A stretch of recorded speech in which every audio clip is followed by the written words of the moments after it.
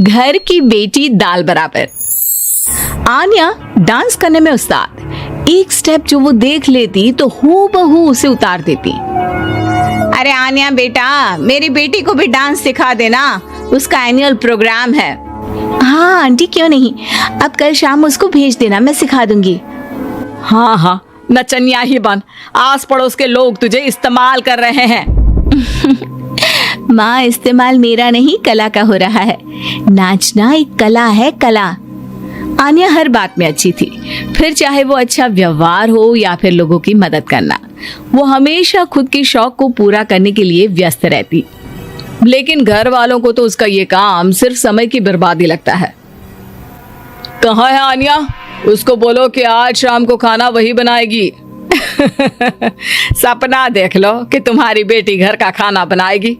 अरे आसपास के लोगों का काम करने से उसे फुर्सत मिले तब तो कहीं जाकर वो हमारे घर का काम करेगी ना। देखो ना, इकलौती बेटी, ऊपर से गैर जिम्मेदार, अब करे तो क्या करे। तभी पड़ोस की पिंकी आ जाती है। अंकल आंटी, आन्या दीदी कहाँ है? वो क्या है ना, मेरा क्लास वर्क है, वो मुझे समझ में नहीं आ रहा, तो मम्मी ने कहा कि आन्या दीदी से पूछ लो।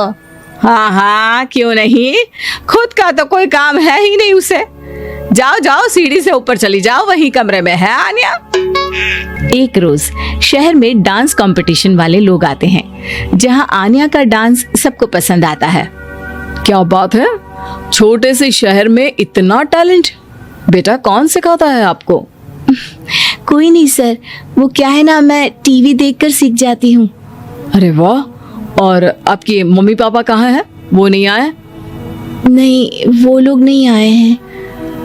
आन्या कंपटीशन जीत जाती है और घर में टीवी वाले आन्या का इंटरव्यू लेने आते हैं। अरे क्या है, कहाँ घुसे जा रहे हो, क्या हो गया?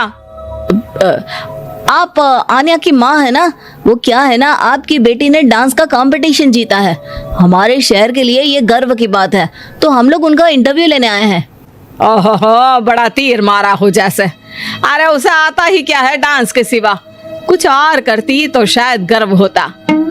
तभी वहां आन्या आ जाती है और पत्रकारों को इंटरव्यू देती है। उसी रोज पिता के ऑफिस में।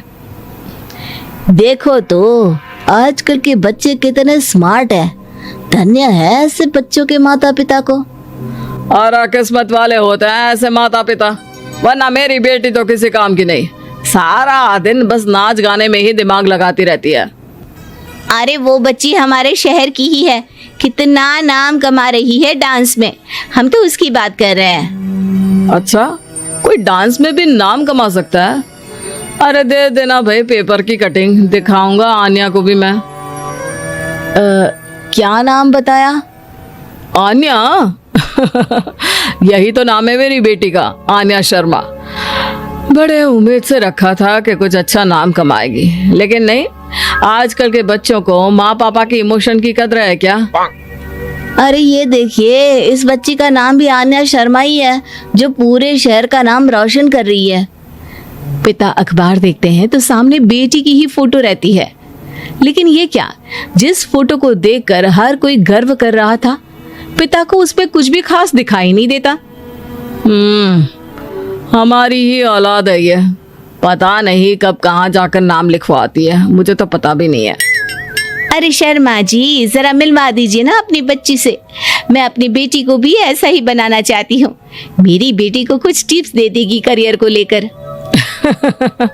अच्छा, ये दिन आ गया आपकी बेटी के, ले आइए कभी भी, लेकिन बाद में अफसोस ना करिएगा। सभी को आन्या के पिता की बात पर हैरानी होती है कि इतनी टैलेंटेड लड़की के माता पिता आखिर उससे चाहते क्या है।